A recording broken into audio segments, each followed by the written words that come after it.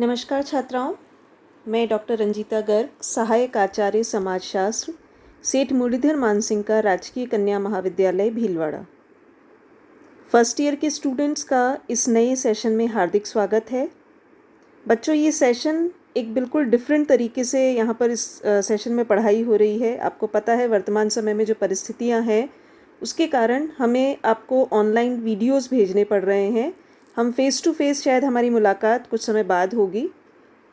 समाजशास्त्र की बात अगर हम करें तो समाजशास्त्र में आपके 2 प्रश्न पत्र हैं। इस वीडियो में मैं सिर्फ आपको सोशियोलॉजी का इंट्रोडक्शन दूंगी और आपका जो सिलेबस है पेपर फर्स्ट और पेपर सेकंड का, उसके बारे में हम डिस्कस करेंगे। सोशियोलॉजी में या समाजशास्त्र में 2 पेपर हैं। पेपर 1 जो आपका है वो है समाजशास्त्र के सिद्धांत के बारे में और दूसरा पेपर है भारतीय समाज के बारे में। आपके जो भी सिलेबस हैं, चाहे समाजशास्त्र के या अन्य विषयों के, वो सब 3 यूनिट्स में डिवाइडेड हैं। आपका स्कूल का जो टीचिंग पैटर्न था या जो सिलेबस का पैटर्न था वो और कॉलेज का जो पैटर्न होता है उसमें कुछ अंतर होता है। उसी को क्लियर करने के लिए मैं इस वीडियो में सिर्फ आपको समाजशास्त्र का आपका किस तरीके का पेपर डिस्ट्रीब्यूशन है, सिलेबस किस तरीके से डिस्ट्रीब्यूटेड है और एक जनरल इंट्रोडक्शन समाजशास्त्र का दे रही हूँ। तो जो मैंने आपको कहा कि हर पेपर जो है वो 3 यूनिट्स में डिवाइडेड है, जिसमें अलग अलग टॉपिक्स आपको पढ़ने हैं। जो आपका प्रथम प्रश्न पत्र है समाजशास्त्र के सिद्धांत, इस नाम से है। इस प्रश्न पत्र में आप समाजशास्त्र बेसिकली क्या है और समाजशास्त्र की महत्वपूर्ण अवधारणाएं कौन कौन सी है, इससे परिचित होंगे। यहाँ पर यूनिट 1 में हम बात करेंगे समाजशास्त्र का क्या अर्थ है, यानी एक सामाजिक विज्ञान के रूप में। आप आर्ट्स के स्टूडेंट हैं, आपने समाजशास्त्र का एक विषय के रूप में, ऑप्शनल विषय के रूप में चयन किया है। तो समाजशास्त्र आखिर कैसा विज्ञान है, किस प्रकार का सामाजिक विज्ञान है। कई बार जनरली ये होता है कि फर्स्ट ईयर में जो स्टूडेंट्स हैं, आप में से भी बहुत सारे स्टूडेंट्स ने पहली बार समाजशास्त्र की पढ़ाई शुरू करने वाले हैं। आप लोग स्कूल में आपने विषय नहीं पढ़ा होगा, परंतु एक कुछ कन्फ्यूजन कुछ इस तरीके का रहता है कि समाजशास्त्र को जनरली जो स्कूल में आप सोशल साइंस पढ़ते थे या एसएसटी सोशल स्टडीज़ पढ़ते थे, उससे कंफ्यूज कर जाते हैं। यानी समाजशास्त्र को सामाजिक अध्ययन के रूप में आप देखते हैं या सोशल स्टडीज़ के रूप में आप देखते हैं, जो कि आपने 10th क्लास तक पढ़ा है। परंतु अब जब आप आर्ट्स में आते हैं तो जितने भी आपके सामाजिक विज्ञान हैं, चाहे वो हिस्ट्री हो, इकोनॉमिक्स हो, समाजशास्त्र हो, पॉलिटिकल साइंस हो, पब्लिक एडमिनिस्ट्रेशन हो, ये सब सामाजिक विज्ञान ही हैं और समाजशास्त्र उनमें से एक है।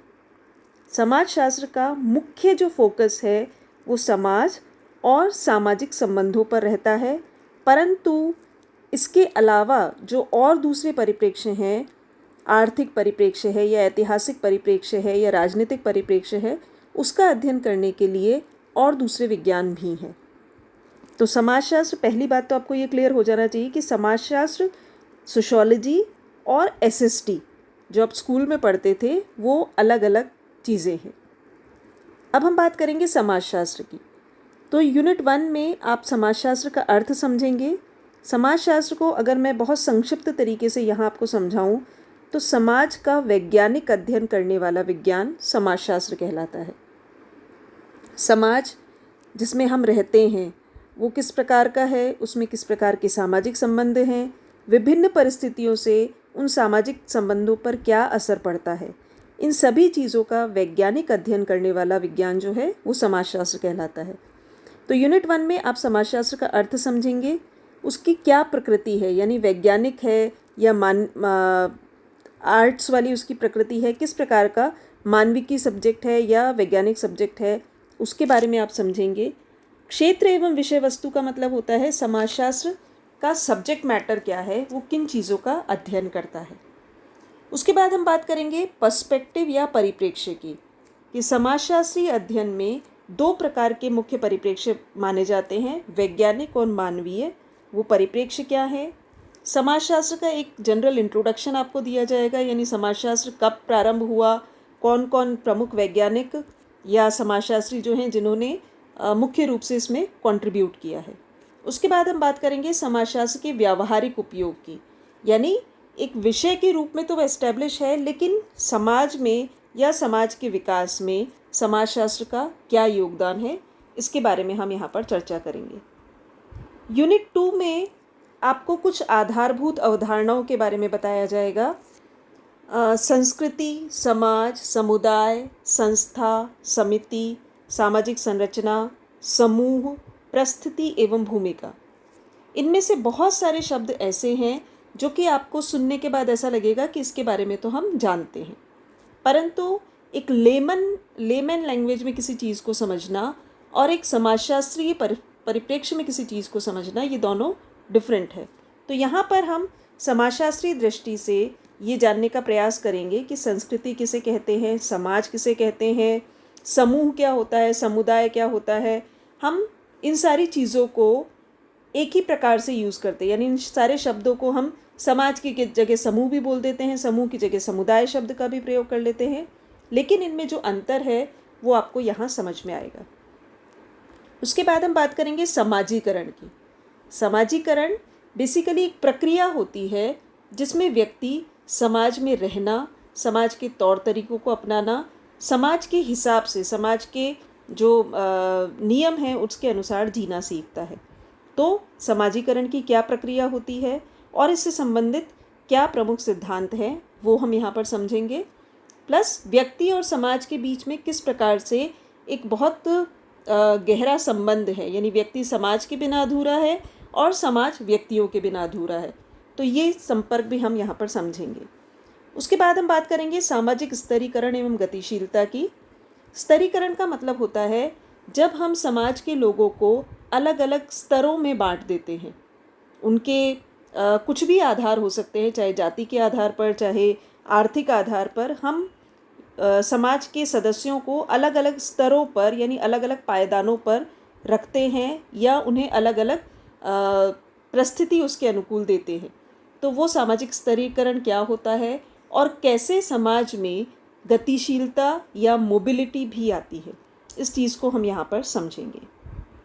यूनिट 3 जो है आपका, उसमें हम सामाजिक नियंत्रण की अवधारणा को समझेंगे कि समाज किस प्रकार से अपने सदस्यों के ऊपर कंट्रोल या नियंत्रण भी स्थापित करता है। समाज के क्या मानदंड, मूल्य, प्रतिमान आदि होते हैं, उनके प्रकारों की चर्चा करेंगे और उनके साधनों की चर्चा करेंगे। उसके बाद हम बात करेंगे समाज में किस प्रकार से परिवर्तन आता है। जैसा कि आप जानते हैं, परिवर्तन जो है वो प्रकृति का नियम है, यानी कोई भी चीज़ ऐसी नहीं है संसार में जिसमें परिवर्तन ना हो। चाहे वो परिवर्तन बहुत ही स्लो स्पीड में हो, परंतु परिवर्तन निश्चित तौर पर होता है। तो समाज जो है वो भी, अगर हम आज के समाज की तुलना 20 साल पहले या 100 साल पहले के समाज से करेंगे तो वो डिफरेंट है। तो उसमें क्या परिवर्तन आता है, परिवर्तन क्या होता है, उसके क्या प्रकार होते हैं, किन कारणों से परिवर्तन आता है, इसकी हम चर्चा करेंगे। साथ ही हम बात करेंगे 3 प्रमुख जो सिद्धांत हैं सामाजिक परिवर्तन से संबंधित। 3 विद्वान हैं, W.F. ऑकबर्न, P.A. सोरोकिन और कार्ल मार्क्स। इनके सिद्धांतों की भी हम यहाँ पर चर्चा करेंगे। लास्ट में हम बात करेंगे सामाजिक प्रक्रियाओं की, यानी समाज में जो कुछ प्रोसेस होते हैं जो निरंतर समाज को गति देते हैं और समाज के विकास में महत्वपूर्ण भूमिका निभाते हैं।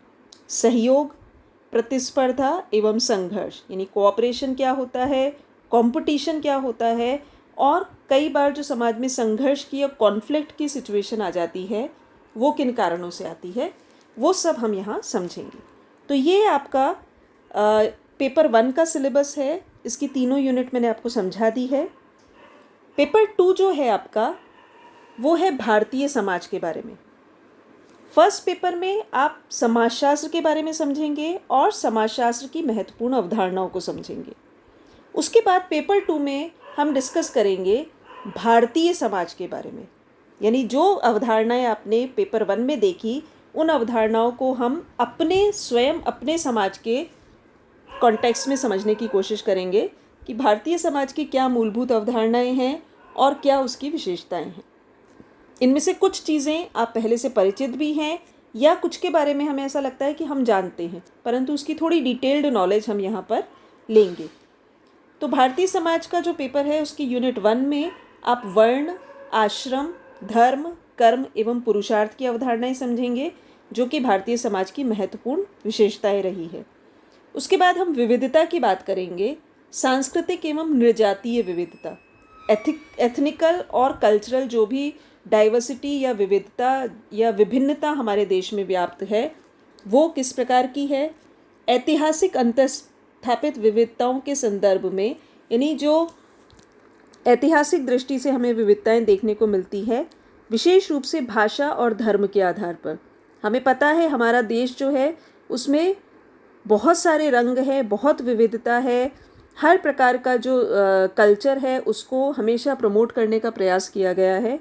तो स्पेशली भाषा और धर्म के आधार पर हम यहाँ पर बात करेंगे कि इतनी भाषाएं और इतनी बोलियां हैं, उसके कारण किस प्रकार से विविधता विकसित होती है, और धार्मिक आधार पर किस प्रकार से हमें विविधता देखने को मिलती है। यूनिट 2 में हम बात करेंगे बच्चों भारतीय समाज की संरचना एवं संयोजन की, यानी भारतीय समाज का जो स्ट्रक्चर है, जो एक ढांचा है, वो किन चीज़ों से मिलकर बना है और उसके क्या क्या महत्वपूर्ण स्तंभ हैं। गांव, नगर, जनजाति, ग्रामीण नगरीय सातत्य, यानी गांव और नगर में आपस में क्या तालमेल है, उसके बारे में हम चर्चा करेंगे। उसके बाद हम बात करेंगे कमज़ोर तबका जो है भारत का, वीकर सेक्शन जिसे हम कहते हैं, उनके बारे में, उनकी समस्याओं के बारे में, दलित स्त्रियों की समस्याएं और अल्पसंख्यक समुदाय या माइनॉरिटी, इन सारे जो समूह हैं इनकी क्या क्या समस्याएं भारत में हैं, इसके बारे में हम चर्चा करेंगे।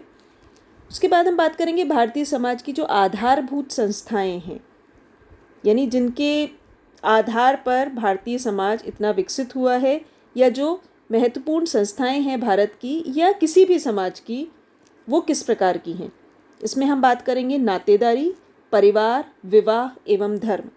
ये सारे कॉन्सेप्ट जो है इन्हें सुनकर हमें लगता है कि इनके बारे में हम परिचित हैं।